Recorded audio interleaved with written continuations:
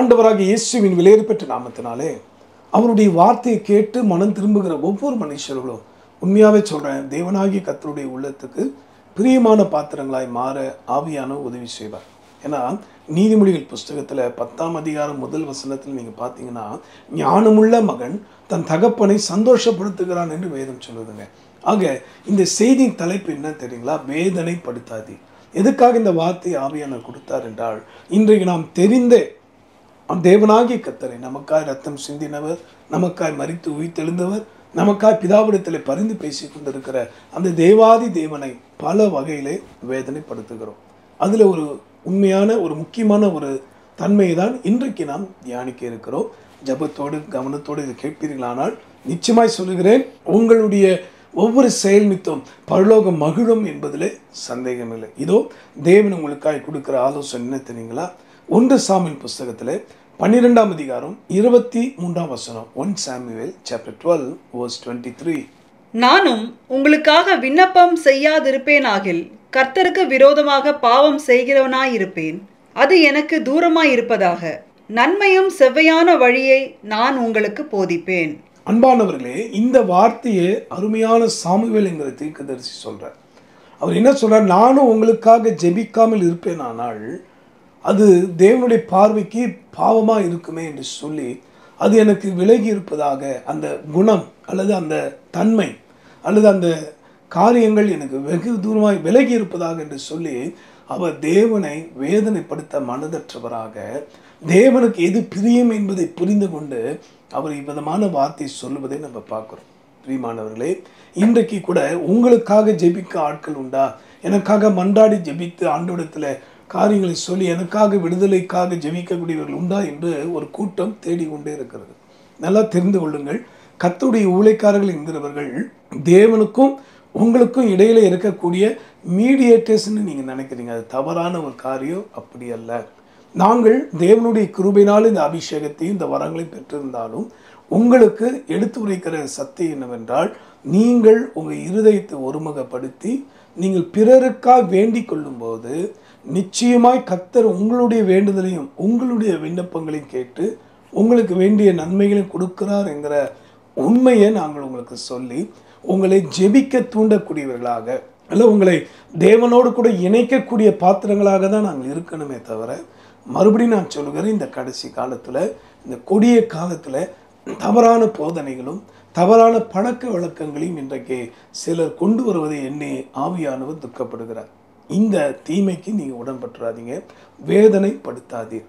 உங்களுக்காக ஜெபிக்க தயவு செய்து மீடியேட்டர் போன்ற அல்லது புரோக்கர் என்று சொல்லக்கூடிய அளவுக்கு காணப்படக்கூடிய மனுஷர்களை தேடாதீங்க. நான் சொல்வது ஆவிக்குரிய அர்த்தத்தில் நான் சொல்லுகிறேன். நீங்கள் ஊழியக்கார இடத்துல போய் சொல்லி ஜெபிப்பது தவறல்ல. ஆனால் அதையே வாடிக்கையாக வைத்து கொள்ளாமல் ஆண்டவரிடத்தில் நீங்கள் தனிப்பட்ட முறையில் முழங்கால் பணியிட்டு, எப்படி ஒரு தாய் தகப்பன் பிள்ளைகள் பாசத்தோடு நேசத்தோடு வளர்ந்தாலும் பசின்னு வந்தால் அம்மா மகனே உனக்காக நான் சாப்பிட்றேன்டா, இல்லை மகன் போய் சொல்ல முடியுமா, அம்மா உனக்கு பசி எடுக்குது, இல்லை நான் கொஞ்சம் சாப்பிட்டுக்கிறேம்மா, உனக்காக நான் சாப்பிட்றேம்மான்னு சொன்னால் அந்த பசி ஆற்றப்படுமா? இல்லை. என்னதான் ஒரு தாய் பிள்ளைகளாக இருந்தாலும் அவர்கள் பசிக்கு உணவு உட்கொள்வது போல தான் நீங்களும் கூட தனிப்பட்ட முறையில் முழங்கால் பணியிட்டு ஜெபித்து ஆண்டவருடைய ஆசீர்வாதத்தை நீங்கள் பெறணும். அதிலும் எதுக்காக நம்ம முழங்கால் பண்ணிடணுமா? இங்கே அருமையான தேவனுடைய மனுஷன் சாமுவேல் என்ன சொல்கிறாரு? நான் உங்களுக்காக ஜெபிக்காமல் இருப்பேன், ஆனால் அது பாவமாக இருக்குமே. பிரியமானவர்களே, பிறருக்காக ஜெபிக்க மறக்காதீங்க. புதிய ஏற்பாடு புஸ்தகத்தில் கூட பவுல் எழுதும்போது என்ன சொல்லியிருக்கிறாரு? உங்கள் அதிகாரிகளுக்காக, உங்கள் மேல் அதிகாரம் கொண்டிருக்கிற அல்லது ஆட்சியாளர்களுக்காக, இப்படியாக உங்கள் எஜமானங்களுக்காக நீங்கள் ஜெபிக்க வேண்டும் என்று வேதம் சொல்லுகிறது. ஏன்னா தேவனாகிய கர்த்தர் எப்படிப்பட்டவர்? ராஜாக்களை ஏற்படுத்தவும் ராஜாக்களை தள்ளவும் அவர் வல்லவராக இருக்கிறார். ஆக இன்றைக்கு உங்கள் தேசத்தில் இருக்கக்கூடிய ராஜாக்கள் அல்லது உங்களுக்கு மந்திரியாக இருக்கக்கூடியவர்கள் அல்லது உங்களுக்கு அதிகாரியாக நியமிக்கப்பட்டிருக்கிறவர்களை நீங்கள் மனதார கனம் பண்ணுங்க, அவங்களுக்காக ஜெபிங்க. நான் சொல்வது அவர்களுடைய மீட்புக்காக, அவர்கள் மனம் திரும்பி இயேசுவை ரட்சகராக ஏற்றுக்கொள்ள வேண்டுமே என்று சொல்லி ஜெபிங்க. அதே போல் கிறிஸ்தவர்கள் விசேஷமாக பார்த்தீங்கன்னா மனம் திரும்பாதபடி இன்றைக்கு பின்வாங்கி போன அநேக ஆத்துமாக்கள் உண்டு. கர்த்தருடைய வார்த்தைக்கு பயந்து நடுங்கி கர்த்தருக்காய் கனி கொடுக்க வேண்டிய பாத்திரங்கள் இன்றைக்கு விலகி போயிருக்கிறாங்க. அப்படிப்பட்ட மனுஷர்கள் திரும்ப தேவனால் தொடப்பட கட்டப்பட அவர்களுடைய விடுதலைக்காக நீங்கள் ஜெபிக்கணும். வேதத்தில் பல உதாரணம் உண்டு. யோபு 42ஆம் அதிகாரத்தில் 10ஆம் வசனத்திலாம் வாசிங்களா உங்களுக்கு தெரியும். நம்ம யோபுடைய முன்னிலைமையை பார்த்து பின்னிலைமையை கர்த்தர் ரெட்டிப்பாக ஆசீர்வதித்தார். அதுக்கு ஒரே காரணம் என்ன? யோபு சகித்த உபத்திரங்கள் மாத்திரம் கிடையாது, அவன் தன் சிநேகிதர்களுக்காக ஜெபம் பண்ணான். இன்றைக்கும் கூட நம்முடைய தேசத்தில் இருக்கக்கூடியவர்கள் நமக்கு பேர் தெரியுமோ தெரியாதோ, நம்ம கூட பிறந்தவங்களும் இல்லையா, ஆனால் நம்ம இன்னும் எப்படி வளர்க்கப்பட்டிருக்கிறோம்? All Indians are my brothers and sisters. அதே போல் தான் நீங்கள் வாழ்கிற தேசம், உங்களுக்கு வேலை தந்திருக்கிறாங்களா அந்த தேசத்து மக்கள் எல்லாருக்கும் நீங்கள் என்ன நினைக்கணும்? உங்கள் சொந்த சகோதரனாய் சகோதரியாய் பாவித்து அந்த எண்ணத்தோடு கூட அந்த பாரத்தோடு கூட நீங்கள் ஜெபிப்பீர்களானால் அந்த ஜெபம் கர்த்தருடைய பார்வைக்கு விலையேறப்பட்டதாக இருக்கும். நாம் ஜெபிக்க வேண்டிய எதுக்காக? ரட்சிப்புக்காக. வேதனைப்படுத்தாது. இன்றைக்கு சுய லாபத்துக்காக அல்லது வேறு கணக்கை மனதில் வைத்து கொண்டு இன்றைக்கு சிலர் செயல்படுவதை நம்ம பார்க்குறோம். அப்படிப்பட்ட ஜெபங்களை கர்த்தர் விரும்பி கேட்பது கிடையாது. ஏனென்றால் அவன் தன் சுய விருப்பத்தும்படி ஜெபிக்கிறான்னு கூட போட்டிருக்கு யாக்கோபில். அப்படிப்பட்ட விண்ணப்பங்கள் ஜெபங்கள் ஆண்டவருக்கு பிரியமல்ல. ஆனால் உண்மையாகவே ஒருவருடைய ரட்சிப்புக்காக ஒவ்வொருடைய மனம் திரும்புவதற்காக நீங்கள் எடுக்கிற முயற்சியை பரலோகத்தின் தேவன் நிச்சயமாய் ஆசீர்வதிப்பார். கடைசியாக எரேமியாவின் புஸ்தகத்தில் 15ஆம் அதிகாரம் 1 வசனத்தை நம்ம வாசிக்க போகிறோம். எப்படிப்பட்ட மனிதர்கள் இன்றைக்கு இந்த பூமியில் வாழ்கிறாங்களாம் சிந்திக்கலாமா? கர்த்தர் என்னை நோக்கி, மோசேயும் சாமுவேலும் என் முகத்துக்கு முன்பாக நின்றாலும் என் மனம் இந்த ஜனங்கள் பட்சமாய் சாராது. இவர்கள் என் முகத்தை விட்டு புறப்படு போகும்படி இவர்களை துரத்திவிடு.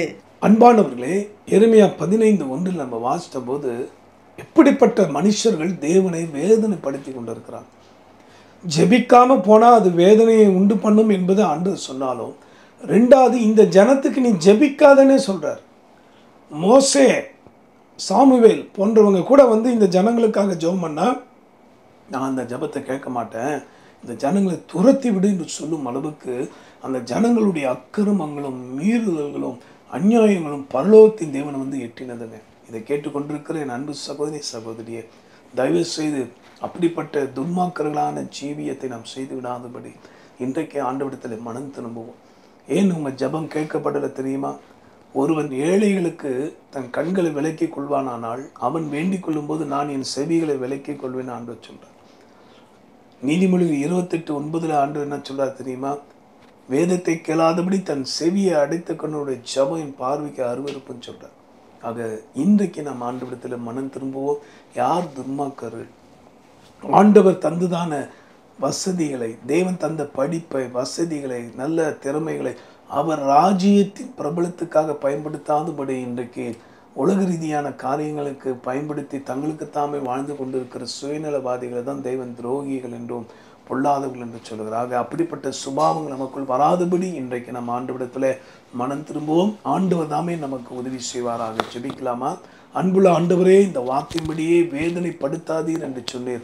உம்முடைய வார்த்தையின்படி பிறருக்கு ஜெபிக்காமல் போனால் பாவம் என்பதான சத்தியத்தை நீ சொன்னீர். இன்றிலிருந்து பிறருக்காக ஜெபிப்பேன். யோபை போல ஆண்டவரை பிறர் நண்பர்களுக்காக ஜெபிப்பேன், அழிந்து போகிற மக்களுக்காக ஜெபிப்பேன் என்று தீர்மானம் எடுத்து என்னோட கூட சேர்ந்து ஜெபிக்கிற அத்தனை பேரையும் கர்த்தருடைய ஆவியான கரம் நீட்டி தொட வேண்டுமா நான் ஜெபிக்கிறேன். அப்பா, இப்பொழுதே உங்களுடைய ஆசீர்வாதத்தின் வல்லமை இறங்கி வரட்டும் ஆண்டவரே. வேதனைப்படுத்தக்கூடிய அந்த சுயநலமான ஜெபங்கள் அல்லது உலக இச்சைக்கு ஏதுவான ஜெபங்கள், தங்களுடைய மன விருப்பத்தை நிறைவேற்றும்படி செய்யப்படுகிற ஜெபங்கள் எல்லாம் கர்த்தர் நீ கடிந்து கொள்வீராக. ஒவ்வொருடைய வாழ்விலும் இயேசுவின் உள்ளத்துக்கு பிரியமான ஜெபங்களை ஏறெடுக்கிறவர்களாக ஆண்டவர், அதிகாரிகளுக்காக, ஆட்சியாளர்களுக்காக, மேலும் பல மனிதர்களுடைய ரட்சிப்புக்காக ஜெபிக்கக்கூடிய மனிதர்களாய் ஒவ்வொரு நீ எழுப்ப வேண்டுமா ஜெபிக்கிறோம் ஆண்டவரே. தனிப்பட்ட நபராய், குழுவாய், சபையாய் எழும்பி கர்த்தருடைய ராஜ்யத்துக்காக கண்ணீரோடு பாரத்தோடு ஜெபித்து செயல்படக்கூடிய மனிதர்களாய் நீ மாற்றியருள வேண்டுமா ஜெபிக்கிறோம். கர்த்தர் நீ உதவி செய்யும், கிருபை பாராட்டும். ஜீவாதிபதி, பேசும் தெய்வம், இயேசு மூலமாக ஜெபிக்கிறோம் எங்கள் நல்ல பிதாவே, ஆமென். பிரியமானவர்களே, இந்த light of the world ministry என்பது உங்களுக்காக ஜெபிக்கிற ஒரு ஊழியம். இந்த ஊழியத்தில் நீங்கள் எப்போதும் பங்கு பெறலாம். கர்த்தர் உங்களையும் உங்கள் ஊழியத்தையும் உங்கள் திருச்சபையாரையும் அபிரதமாய் ஆசீர்வதிப்பாராக. God bless you.